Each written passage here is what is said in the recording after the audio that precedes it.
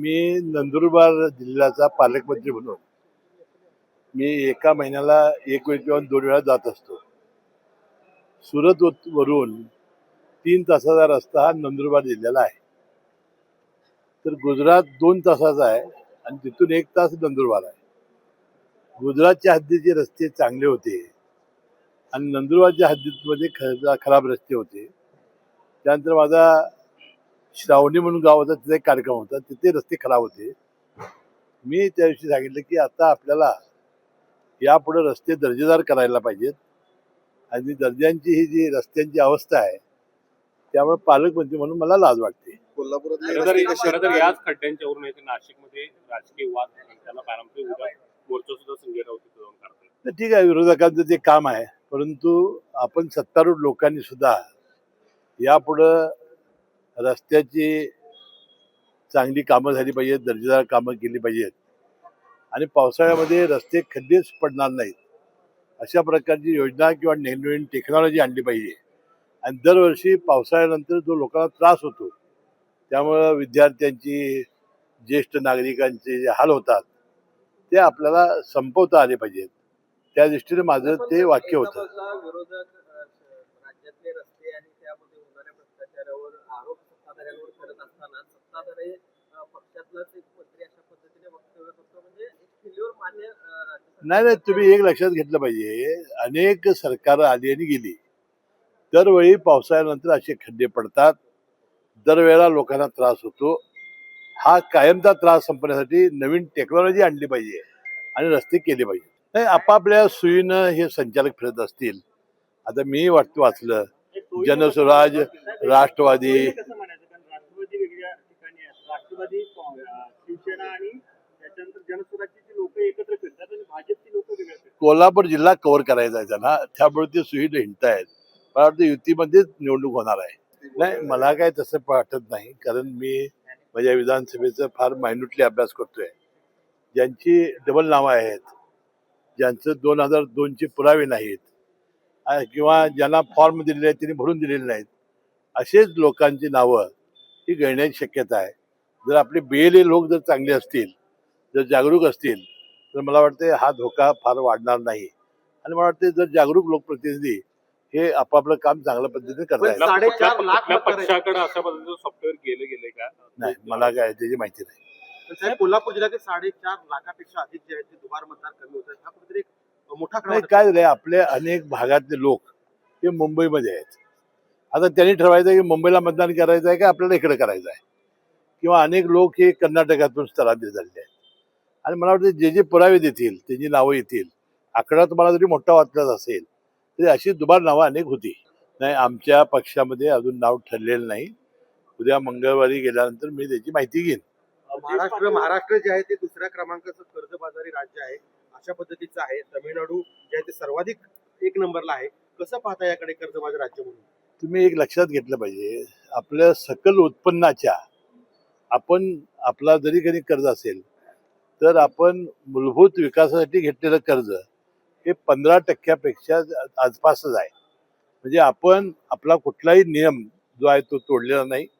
आणि मला वाटते सकल उत्पन्नामध्ये आम्ही जे कर्ज घेतलं आहे ते योग्य प्रमाणात आहे आणि आम्ही मूलभूत विकासासाठी आपण कर्ज घेतलेलं आहे. एकीकडे आपण जर पाहिलं तर देशभरामध्ये काँग्रेस जनता पार्टी असेल किंवा राहुल गांधी सतत आपण पाहतो की अमित शहा असतील किंवा पंतप्रधान मोदींच्यावर टीका करतायत, त्यांना घेरण्याची रणनीती आखतायत. कसं बघतात त्याच्यात? नाही, विरोधी पक्षनेते म्हणून त्यांनी भूमिका आपली वठवावी, परंतु देशाचे पंतप्रधान नरेंद्र मोदी साहेबांना आणि गृहमंत्री अमित शहाना ते एकेरी नावानं उल्लेख करतात. वास्तविक हे शोभनीय नाही. त्यांनी सन्मान ठेवला पाहिजे. जरूर ते विरोधी पक्ष नेते असतील, म्हणजे त्यांना कुणालाही शिव्या देण्याचा आणि कुणालाही अपमान करण्याचा अधिकार दिलेला नाही. त्यांनी थोडंसं वय लहान आहे त्यांचं, नरेंद्र मोदी किती वयाला मोठे आहेत, अमित शहा मोठे आहेत, त्यांनी वयाचा सन्मान ठेवला पाहिजे आणि पदाचाही सन्मान ठेवला पाहिजे. निवडणुकीला सुरू झाल्यानंतर कळेल. आता चौघही आम्ही जिल्ह्यात तालुक्याचे प्रमुख नेते म्हणजे हजर असल्यामुळं मुख्यमंत्र्यांनी आम्हाला शुभेच्छा दिलेल्या आहेत. मुश्रीफ आणि मी समर्जित घाडगेंची काळजी घेतली असं देखील म्हटलेलं आहे. मुश्रीफांची जबाबदारी घेतलेली आहे. मुश्रीफांची एक इच्छा देखील होती जी केंद्रात जायची, रेल्वे मंत्री व्हायची. ही सगळी काळजीची आतापासून सुरुवात आहे का म्हणायची? तर मी तुम्हाला सांगितलं की ही विधानसभा मी लढणार आहे. पुढची लोकसभा जनतेनं जर दिला आशीर्वाद तर लढणार आहे. आणि माझी स्वप्न आहे की रेल्वे मंत्री व्हायचं. बघूया परमेश्वर आणि जनता काय करते. शरद पवार गटाच्या 2 बैठका पार पडल्या. त्याच्यामध्ये 15 ऑगस्ट जे काही हे झालं कार्यक्रम त्यातला ते व्हिडिओला हे केलं जाते अशा प्रकारे एका महिलेवर टीका करणं योग्य वाटतं. काय वाटतं? नाही आता वंदे मातरमच्या वेळेला जे आम्ही पाहिलं ते थोडंसं आता वंदे मातरमचा कायदा या देशात झालेला आहे. त्याचा सन्मान योग्य तो सर्वांनी राखला पाहिजे. शरद पवार गटाच्या 2 बैठका पार पडल्या. जयंत पाटील या दोन्ही बैठकांना गैरहजर राहिले. नाही त्याची काय मला माहिती नाही. मी जयंत पाटील साहेबांची माहिती घेऊन तुम्हाला सांगेन. NH4 हा जो सातारा कागल जो रोड आहे यामध्ये जो गडक नावाचा कंत्राटदार आहे हा ब्लॅकलिस्ट करण्याचा NHAने केलेला आहे आणि त्यानं अनेक कामं अशी घेतलेली आहेत. आणि म्हणून गडकरी साहेब सातत्याने त्याच्याबद्दल फार मोठा रोष व्यक्त करतायत, त्यावर नाराजी व्यक्त करतायत. आणि अशा माणसाला ब्लॅकलिस्ट तर केलंच पाहिजे आणि यांना कामच मिळता कामा नये अशी दक्षता मला वाटते सगळ्याच यंत्रणांनी घेण्याची आवश्यकता आहे. आपले कोल्हापूर जिल्ह्यात सुद्धा सगळे ऊस कारखाने हे FRP पेक्षा जास्त दर देत आहेत. नंदुरबार मध्ये आपण ध्वजारोहण केलं. मेनगोली जे गाव आहे त्यामध्ये स्वातंत्र्याची 80 वर्ष पूर्ण होली, अजून वीज पोहोचलेली नाही. मी त्याबद्दल बैठक घेतली. वीज आणि रस्ता हे दोन्ही या महिन्याभरात करण्याचं आश्वासन मी त्या जनतेला दिलेलं आहे. सुप्रीम कोर्टाने 60 दिवसात निवडणुका घ्या अशा प्रकारची भूमिका मांडली आणि दुसरीकडे आज उपनिबंधकांचा पण निकाल लागणार आहे. काय अपेक्षा आहे तुम्हाला? नाही आता उपनिबंधकांना जे उच्च न्यायालयाचा निर्णय आहे तोच निर्णय द्यावा लागेल, म्हणजे देतील ते. आणि 60 दिवसाच्या निवडणूक आता त्याला घ्यावीच लागेल कारण सुप्रीम कोर्टाने सांगितलेलं आहे पुन्हा आता काय मुदत वाढला तुम्ही येऊ नका. आता प्रशासक मंडळाचं काउंटडाऊन सुरू झालेलं आहे. प्रशासक मंडळाने पशुखाद्याचे दर आहेत वाढवले आहेत आणि कमिशन देखील वाढवणार आहे. नाही पशुखाद्याच्या दराबद्दल जर परवडत नसेल किंवा तोटा होत असेल तर जरूर ते वाढवावं, तर शेतकऱ्यांना विश्वासात घेऊन वाढवावं.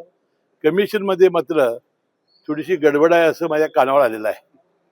गोकुळ आणि KDCC या दोन्ही महत्त्वाच्या सहकारी संस्थांच्या निवडणुका पुढच्या 2 महिन्यात होणार आहेत. 50 जणांचं राजकीय या माध्यमातून होणार आहे. 28 जुनी 56. काही गाठीभेटी घेत आहेत का आणि यावेळी कार्यकर्त्यांना संधी मिळणार आहे? नाही दरवेळेला कार्यकर्तेच असतात, त्यात कार्यकर्त्याला संधी दिली जाते. 2-3 आहे बघा, प्रमुख म्हणून नेते असतील, बऱ्याच लोकांना कार्यकर्त्याला नवीन संधी मिळत असते. असं होणार आहे की 10 वर्षाच्या याच्यामुळे KDCCतले गोकुळ आणि गोकुळमधले KDCCला असं काही बदल आहे? नाही अजून काही चर्चा नाही, अजून तो काय निर्णय अजून अंमलात आलेला नाही आणि त्यामुळे अजून वेळ आहे. ही सर्व चर्चा होत असताना बिनविरोधचा मुद्दा देखील कुठेतरी पुढे अजून बिनविरोधची चर्चा कुठेही सुरू झालेली नाही. झाली की तुम्हाला पहिल्यांदा बोलून मी सांगेन. मला आश्चर्य वाटतंय की E20 म्हणजे इथेनॉल, आता इथेनॉलचं धोरण पहिल्यांदा अटल बिहारी वाजपेयी स्वर्गीय या देशाचे पंतप्रधान होते, त्यांनी आणलं. राम नाईक त्यावेळा पेट्रोलियम मंत्री होते. तर आपलं स्वागत केलं पाहिजे की शेतकऱ्यांचं आज ऊसकरी शेतकरी आणि धान्य पिकवणाऱ्या शेतकऱ्यांचं फार मोठं भलं या इथेनॉल धोरणामुळे झालं. आता वास्तविक राहुल गांधींना हे शेतकऱ्यांचं फार मोठं आता जे नुकसान करून त्यांना काय मिळणार आहे मला कळालं नाही. जरूर त्यांनी विरोध करावा, पण तो मला वाटतं पवार साहेब परवा पार्थ पवारांच्या साखरपुड्या दिवशी मला भेटले आणि त्यांनी मला बोलावून आपल्या गोविंद बागेतील AI ऊसाची पाहणी करण्यासाठी मला त्यांनी निमंत्रण दिलेलं आहे. मी जाणार आहे आणि मी त्यांना सांगणार आहे की ह्या इथेनॉल धोरणाबद्दल राहुल गांधींना जरा सांगा, त्यांना शानं करा. शेतकऱ्यांचं जे नुकसान होणार आहे ते आपल्याला टाळलं पाहिजे. तर फार मोठी शेतकऱ्यांची ऊसकरी शेतकऱ्यांची FRP देण्याचं काम या इथेनॉलच्या पैशातून होतंय आणि धान्य उत्पादक शेतकऱ्यांना सुद्धा फार मोठा फायदा यामुळे होतोय. नंदुरबारमध्ये आणि ब्राझील देशामध्ये 100% ब्लिडिंग आहे, तिथं वाहनाला काय होत नाही. आता एकही वाहन जी कंपनी आहे बनवणारी ऑटोमोबाईल त्यांनी अशा इथेनॉलमुळे नुकसान होते असं सांगितलेलं नाही, फक्त मायलेज थोडं कमी होते एवढं सांगितलेलं आहे. आणि त्याला जे किट आहे ते बसवल्यानंतर कसल्याही प्रकारचा त्रास होत नाही असं सगळ्या कंपन्यांनी जाहीर केलेला आहे. तुम्हाला हा जो प्रश्न आहे हा सगळ्या राज्याचाच मी तुम्हाला सांगितला. जर पावसाळ्यानंतर अशा प्रकारची परिस्थिती उद्भवते, ही परिस्थिती उद्भवू नये म्हणून आता अनेक ठिकाणी काँक्रीटचे रस्ते घेतलेले आहेत, अनेक ठिकाणी हे व्हायला थोडा वेळ लागणार आहे आणि मला वाटतं आपण सर्व सत्तारूढ लोकांनी आता हे रस्ते दर्जेदार करण्यासाठी आपण प्रयत्न केले पाहिजे. एबीपी माझा, उघडा डोळे बघा नीट.